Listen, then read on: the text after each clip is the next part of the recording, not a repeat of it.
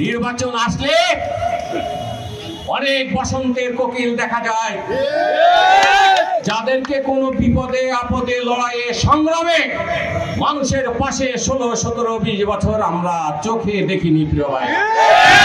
এদের মধ্যে কেউ কেউ আবার বলে ধানের শীষের কাণ্ডারি হবে।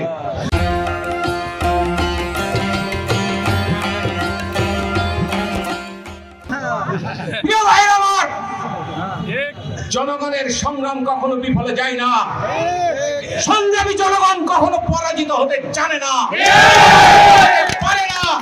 শত মাইল বুক খালি করা মানুষ এখানে আছে, এখানে 27 জন মানুষ ক্রসফায়ার সহ সন্ত্রাসীদের হাতে নিহত হয়েছে, তাদের সন্তানরা এখানে আছে। আমাদের আত্মত্যাগ, আমাদের সংগ্রাম, হাজারো মানুষের চোখের পানি, হাজারো মায়ের দোয়া বিফলে যেতে পারে না।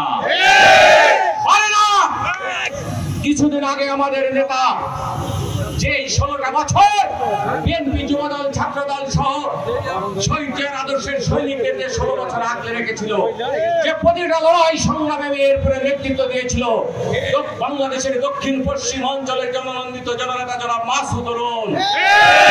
মাসুদ অরুণ নেতৃত্ব দিয়েছে আমাদের 16 বছর ধরে।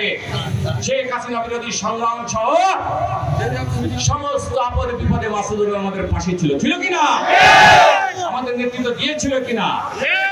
আজকে কিছুদিন আগে আমাদের নেতা আগামীর বাংলাদেশ, আগামীর রাষ্ট্রনায়ক তারেক রহমান ফোন দিয়েছিলেন।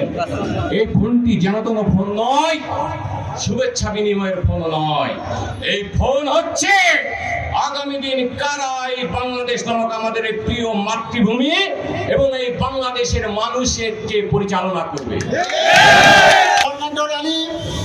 আজকের বর্ণাঢ্য র্যালি হোক জননেতা জনাব মাসুদ অরুণের পক্ষে, যুবদলের 47তম প্রতিষ্ঠা বার্ষিকীর বর্ণাঢ্য র্যালি হোক খালেদা জিয়া ধানের শীষের পক্ষে, যুবদলের 47তম প্রতিষ্ঠা বার্ষিকীর বর্ণাঢ্য র্যালি হোক তারেক রহমানের পক্ষে,